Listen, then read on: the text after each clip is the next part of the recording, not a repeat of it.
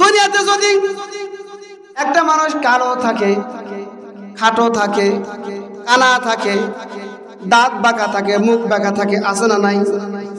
তো মারা যাবার পর আল্লাহ রাব্বুল আলামিন তার আমল যদি ভালো হয়, জান্নাতে যখন দিবেন একেবারে ইউসুফ নবীর মতো সুন্দর বানায়া দিবে। আর আসতে বলেন সুবহানাল্লাহ। চেহারা হবে ইউসুফ নবীর মতো সুন্দর, কণ্ঠস্বর হবে দাউদ আলাইহিস সালামের মতো সুন্দর। যে দাউদ আলাইহিস সালাম জাবুর কিতাব সাগরের পারে গিয়ে যদি তেলাওয়াত করত, সমুদ্রের মাছ পর্যন্ত কিনারে চলে আসতো তার তেলাওয়াত শোনার জন্য। আকাশের পাখি থেমে যেত, এত সুন্দর কণ্ঠ ছিল। এমন সুন্দর কণ্ঠ দিবে, এত সুন্দর চেহারা দিবে, আর চরিত্র হবে বিশ্ব নবীর মতো পবিত্র। সুবহানাল্লাহ। 33 বছরের যুবক সবাই যখন জান্নাতে যাবে, কত বছরের যুবক?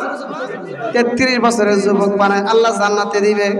ইউসুফ নবীর মতন চামড়ার কালার হবে, দাউদ আলাইহিস সালামের মতো কণ্ঠস্বর হবে, আমাদের বিশ্ব নবীর মতো চরিত্র হবে। কেউ কালো থাকবে না, খাটো থাকবে না, কেউ ন্যাংরা লোলা থাকবে না, সব একেবারে ফ্রেশ। কোনোদিন বুড়া হবে না, কোনোদিন চামড়া ঢিল হবে না, কোনোদিন চোখের পাওয়ার কমবে না, কোনোদিন দাঁত পড়বে না। 120 হাত লম্বা হবে বডি। সুবহানাল্লাহ। কয় হাত লম্বা হবে? 120 হাত। এই যে মোবাইলের টাওয়ার আছে না, কতটুক ধরে নেন, এই কাঠ থেকে এই কাঠ পর্যন্ত 7.5 হাত চওড়া, 7.5 হাত চওড়া। মাথার মধ্যে থাকবে বাবরি চুল, হাতের মধ্যে থাকবে স্বর্ণের বালা।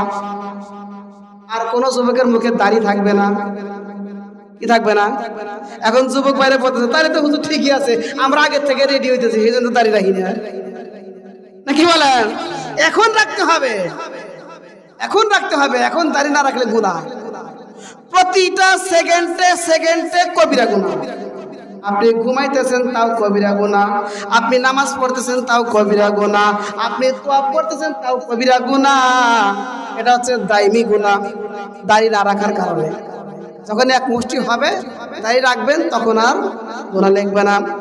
জান্নাতের মধ্যে শুধু একজনের দাড়ি থাকবে। কয়জনের? এটা কার? কে বলতে পারবে? হযরতে আদম আলাইহিস সালামের। সবাই বুঝবে উনি আমাদের বাবা মুরব্বি। আসসালামু আলাইকুম। দাড়ি দেখলে বোঝা যাবে। সুবহানাল্লাহ। আর কারো দাড়ি থাকবে না। এত সুন্দর চেহারা বানাবে, জান্নাতের মধ্যে কমপক্ষে 70টা হুর দিবে। কয়টা হুর? 70টা হুর দিবে। এক একটা হুর কত সুন্দর, আমাদের দেশের নায়িকার মতো। হ্যাঁ, নাকি বিশ্ব সুন্দরী বাংলাদেশে পৃথিবীতে যেগুলো আছে এগুলার মতো? এগুলো তো পচা, গুনতির বাইরে। দুনিয়ার যত সুন্দর মানুষ হোক, যত সুন্দর স্ত্রী হোক, সকালবেলা যদি ব্রাশ না করে মুখের কাছে গন্ধ কয় না।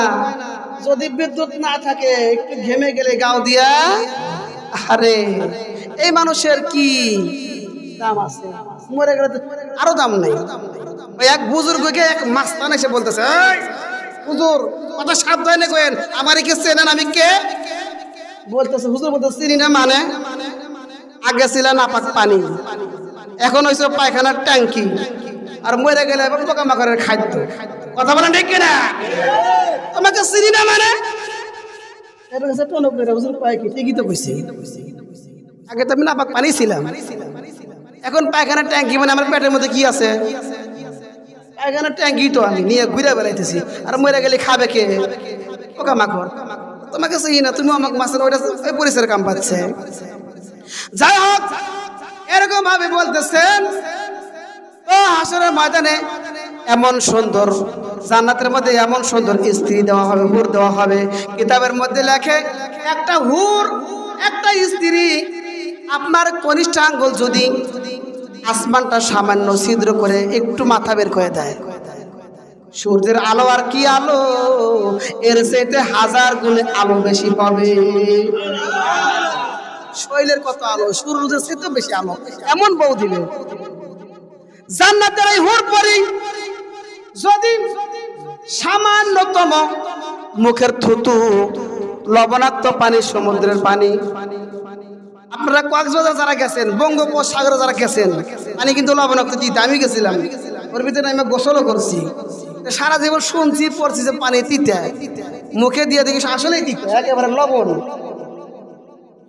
এই লবণাক্ত সমুদ্রের মধ্যে, সাত সাগরের পানির মধ্যে সামান্যতম মুখের থুতু যদি নিক্ষেপ করে, জান্নাতের হুর পরি মধুর চাইতেও হাজার গুণে মিষ্টি হবে। আর জমিনের মধ্যে যদি পড়ে, কিয়ামত পর্যন্ত মেশকে আম্বরের থেকে সুগন্ধি হবে। ও যুবকেরা, এই বয়ের জন্য পাগল না হইয়া ওই জরিনার সকিনার জন্য পাগল হইলা, সে গোসল না করলে কাছে যাওয়া যায় না। কথা বলেন ঠিক কিনা? যে মারা গেলে তোমার সাথে কবরে যাবে না, 3 দিন কেটে কেটে আর কাঁদবে না, আর এক স্বামী চিন্তা করবে জীবনটা কার জন্য ব্যয় করলা, কেউ আপন না। জান্নাতের হুর পরিরা জান্নাতের ভিতরে যখন থাকবে, 70 জোড়া করে শাড়ি পরবে। 70 জোড়া কয় পিস হয়? 140 পিস শাড়ি পরবে। শাড়ির ভিতর দিয়া হুরপরিদের বডি দেখা যাবে। সুবহানাল্লাহ বলবেন না? এই যে লাইটটা জ্বলতেছে, লাইটের উপরে যদি লাল কাগজ পেঁচাই, কেমন আলো বের হবে? লাল আলো বের হবে। যদি নীল কাগজ পেঁচাইয়া দেয়, নীল আলো বের হবে। জান্নাতের হুর পরিরা যেই কালারের শাড়ি পরবে, ওই কালারের আলো বের হবে। সুবহানাল্লাহ। এত সুন্দর রূপ। এই সমস্ত বউ কমপক্ষে 70টা। কয়টা? একেবারে ছোট জান্নাত আল্লাহ যাকে দিবে, সেই জান্নাতটা হবে এই দুনিয়ার 10 দুনিয়ার সমান। সুবহানাল্লাহ। এই জান্নাতের জন্য পাগল না হইয়া দুনিয়াদারির সামান্য সুখ শান্তির পিছনে পাগল হইয়া আমরা আখিরাতকে ভুলে যাইতেছি। আল্লাহ রাসূল বলেন, জান্নাতের মধ্যে একটা বড়ই হবে 12 মণ ওজন। কয় মণ? একটা বড়ই হবে 12 মণ ওজন, একটা মটকার সমান। একটা বড়ই যদি 12 মণ ওজন হয়, আপেল কত বড় হবে? কাঁঠাল কত বড় হবে? বলে হুজুর এত বড় বড়িটা খাবো কিভাবে? তলে বলেই তো মরে যাবেন। না, আপনি আমি এরকম থাকবো না। আমি এরকম থাকবো না। তখন আমার দেহ হবে 120 হাত লম্বা। জান্নাতের মধ্যে ঘুরবে, ঘুরতে ঘুরতে একটা আপেল নেবে। আপেল পারবে। আপেল বাগানের মধ্যে চলে আসে, হুরপরিদের কিনে বাগানের মধ্যে ঘুরতেছে। একটা আপেল ছিঁড়বে খাওয়ার জন্য বাগান থেকে। আপেল যখন ভাঙবে, আপেল ভাঙার পরে দেখবে ভিতরে হীরা মানিক স্বর্ণ খচিত শাড়ি পরে আগের চাইতেও রূপসী সুরসী একজন বউ বসে রয়েছে। সুবহানাল্লাহ। আল্লাহওয়ালারা তো দুনিয়াতে বেগানা নারী দেখলে আরেক দিকে ঘোরে, আস্তাগফিরুল্লাহ পরে, দেখা যাবে না, হারাম। জান্নাতের মধ্যে যখন দেখবে আপেলের মধ্যে বউ, আরেক দিকে তাকায় বলবে ইন্না লিল্লাহ। আল্লাহ বলবেন নজর ঘুরাইও না, এটা দুনিয়া না, এটা আপেলের সাথে বউ ফিরে দিলাম, পাই তিনি আসবে। সুবহানাল্লাহ। যুবকরা কয় হুজুর আমরাও পাই। বলে কি পাও? একটা সুনুর কয়টা কিনলে ওর হাতে একটা মেয়ের ছবি থাকে, নায়িকার ছবি। এটা তো তাজা না, এটা মরা নাকি বলেন? যে জায়গা থেকে আপেলটা ছিঁড়ছে ওই জায়গায় খালি হলো না, খারাপ দেখা যায় না? ওই জায়গায় সাথে সাথে আগের মতো আরেকটা আপেল ধরবে। সুবহানাল্লাহ। ফুলের বাগান থেকে একটা ফুল তুলবেন, ওই জায়গায় খালি হয়ে গেলে খারাপ দেখা যাবে, সাথে সাথে ওখানে আরেকটা ফুল ধরবে। গাছের ডালে পাখি জিকির করতেছে, গান গাইতেছে, এত সুন্দর পাখি। মনে মনে কল্পনা করবেন, হায় রে এত সুন্দর পাখি, না জানি গোস্ত কত সুস্বাদু। কল্পনা করবেন, সাথে সাথে বুনা হয়ে সামনে চলে যাবে। আত্মা ভরে তৃপ্তি সহকারে খাবেন। খাবার পরে একটা ডেক দিবেন, পাখি আবার উড়ে যাবে। জান্নাতে কোনো পায়খানা প্রস্রাব হবে না। পায়খানা প্রস্রাব করা কষ্ট না? জান্নাত তো শান্তির জায়গা, পায়খানা প্রস্রাব করতে কষ্টই হইলো নাকি গণ? এই যে ওখানে পায়খানা প্রস্রাব হবে না, বায়ু হবে না, একটা ডেক দিবে, সব শেষ। এরকম হাজারো লক্ষ কোটি বর্ণনা আছে জান্নাতে।